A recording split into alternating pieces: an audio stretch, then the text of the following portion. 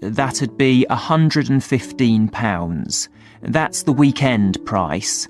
It's £75 on weekdays. That's all right. And I have to tell you, there's also a deposit of £250, which is returnable, of course, as long as there's no damage. But we do insist that this is paid in cash. We don't take cards for that. You can pay the actual rent of the room however you like, though. Cash, credit card, cheque. Oh, well, I suppose that's okay. Does the charge include use of tables and chairs and so on? Oh, yes. And what about parking? That's all included. The only thing that isn't included is you said you were organising a dinner. Well, you'll have to pay extra for the kitchen if you want to use that. It's £25. It's got very good facilities, good quality cookers and fridges and so on. Well, I suppose that's all right.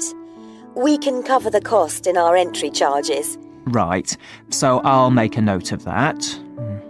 Now, there are just one or two things you need to think about before the event. For example, you'll have to see about getting a licence if you're planning to have any music during the meal. Oh, really? It's quite straightforward. I'll give you the details later on. And about a week or 10 days before your event, you'll need to contact the caretaker, that's Mr. Evans, to make the arrangements for entry. He'll sort that out with you. And do I give him the payment as well? No, you do that directly with me. Section 2. Welcome to the Fiddy Working Heritage Farm. This open-air museum gives you the experience of agriculture and rural life in the English countryside at the end of the 19th century. So you'll see a typical farm of that period, and like me, all the staff are dressed in clothes of that time. I must give you some advice and safety tips before we go any further. As it's a working farm, please don't frighten or injure the animals. We have a lot here, and many of them are breeds that are now quite rare. And do stay at a safe distance from the tools. Some of them have sharp points, which can be pretty dangerous, so please don't touch them. We don't want any accidents, do we? The ground is very uneven, and you might slip if you're wearing sandals. I'm glad to see you're all wearing shoes. We always advise people to do that. Now, children of all ages are very welcome here, and usually even very young children love the ducks and lambs, so do bring them along next time you come. I don't think any of you have brought dogs with you, but in case you have, I'm afraid they'll have to stay in the car park unless they're guide dogs. I'm sure you'll understand that they could cause a lot of problems on a farm. Now let me give you some idea of the layout of the farm. The building where you bought your tickets is the new barn immediately to your right. And we're now at the beginning of the main path to the farmland. And of course, the car park is on your left. The scarecrow you can see in the car park in the corner beside the main path is a traditional figure for keeping the birds away from crops. But our scarecrow is a permanent sculpture. It's taller than a human being, so you can see it from quite a distance. If you look ahead of you, you'll see a maze. It's opposite the new barn, beside the side path that branches off to the right, just over there. The maze is made out of hedges which are too tall for young children to see over them, but it's quite small, so you can't get lost in it.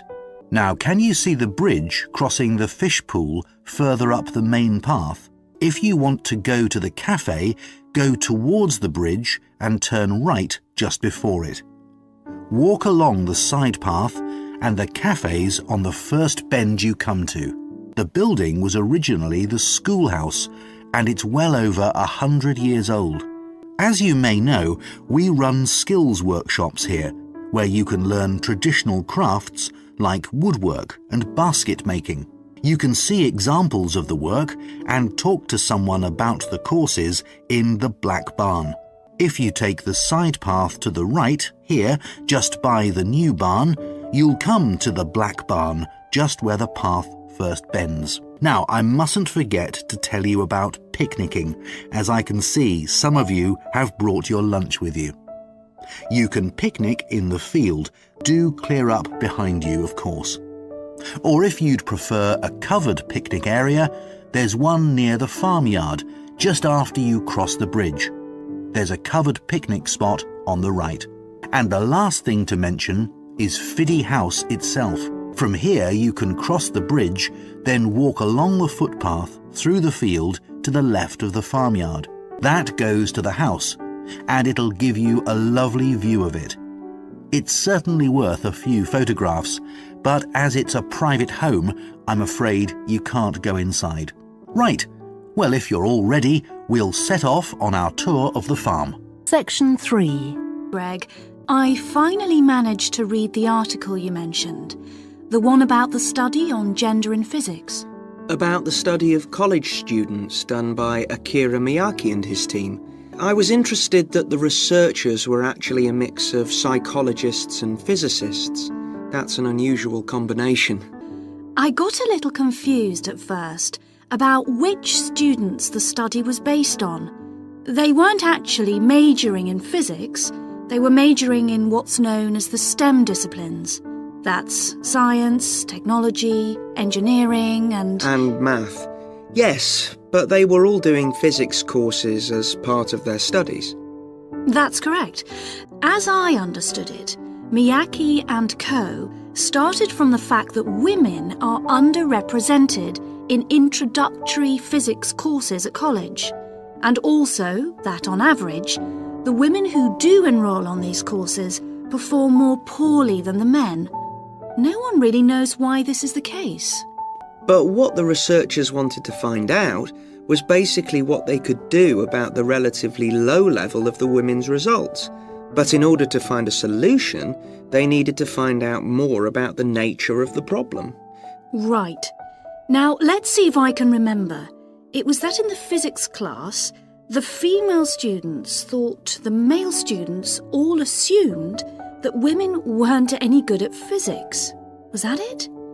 And they thought that the men expected them to get poor results in their tests. That's what the women thought, and that made them nervous. They did get poor results, but actually they were wrong. No one was making any assumptions about the female students at all. Anyway, what Miyake's team did was quite simple, getting the students to do some writing before they went into the physics class. What did they call it? Values affirmation. They had to write an essay focusing on things that were significant to them, not particular